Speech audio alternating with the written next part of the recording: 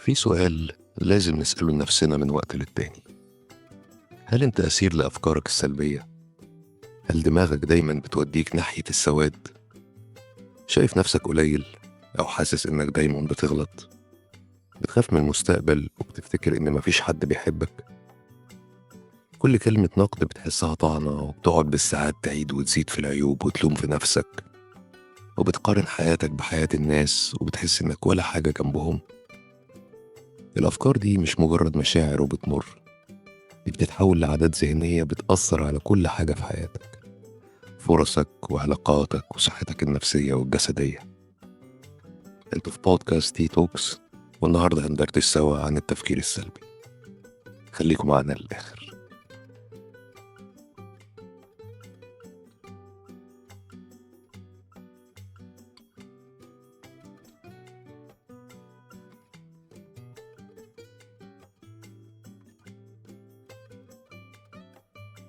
في علم النفس تم إثبات إن التفكير السلبي المستمر بيأثر بشكل مباشر على المخ.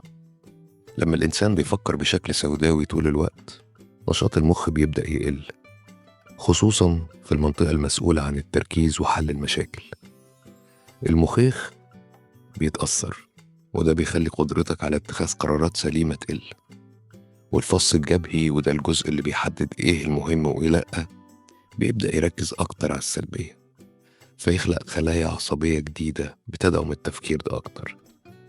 وكمان الجزء اللي بيترجم الإشارات اللي بتيجي من الجسم والدماغ بيفهم الأفكار السلبية على إنها خطر حقيقي، فيبدأ يرفع ضغط الدم ويخلي مزاجك يتقلب، كأن جسمك بيستعد للهجوم.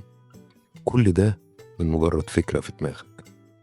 والتوتر الناتج عن التفكير المفرط ده ممكن يوصلنا لأمراض نفسية زي القلق والاكتئاب، وكمان ممكن يكمل لأمراض عضوية زي وجع الراس ومشاكل في الهضم، تعب مستمر، ضعف في المناعة، زيادة في الوزن، وأحيانا ضعف في الرغبة. لكن هنا بيجي الجزء الأهم. المخ البشري عنده قدرة عظيمة على إعادة البرمجة، يعني تقدر تدربه وتغير طريقة تفكيرك، بس ده محتاج تمرين وصبر، وده اللي هنشرحه دلوقتي.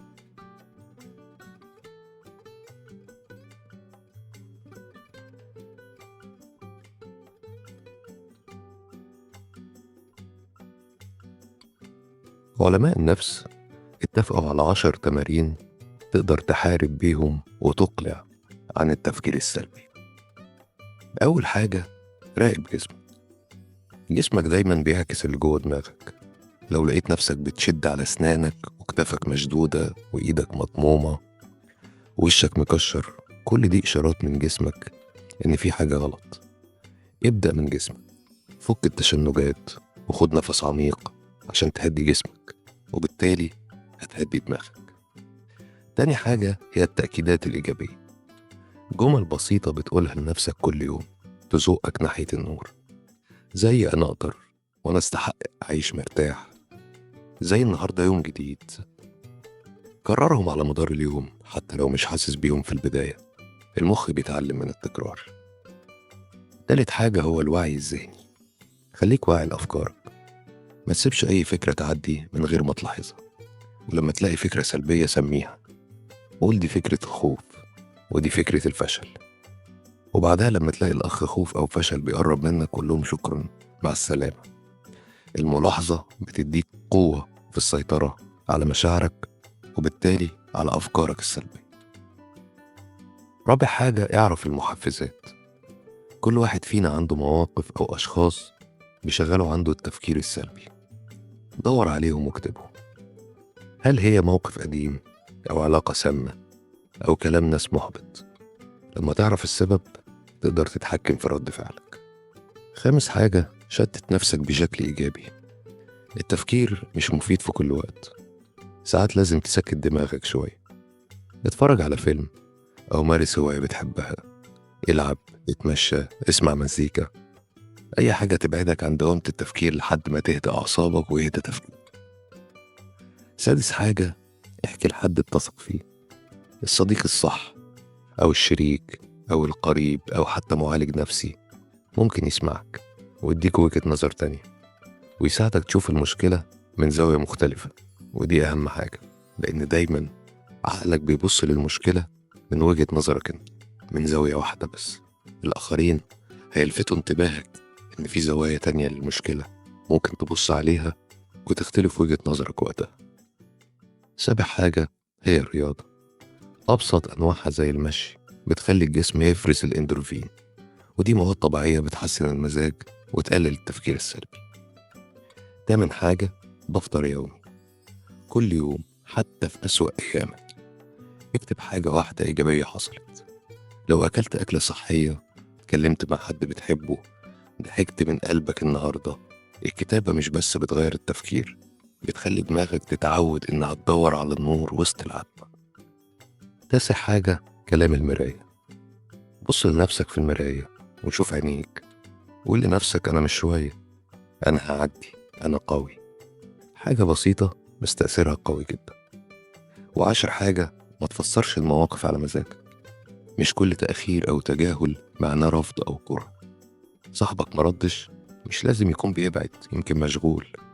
الافتراضات دايما بتبني قصص وهمية في دماغك وبتخلي السلبية تكبر من ولا شيء.